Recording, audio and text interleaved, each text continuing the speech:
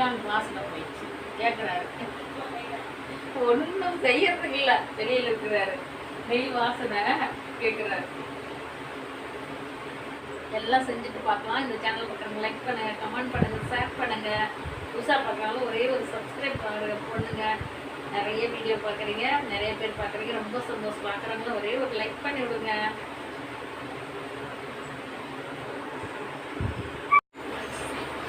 சூப்பராக veggie sandwich ready ஆகிடுச்சு. செம்ம சூப்பராக.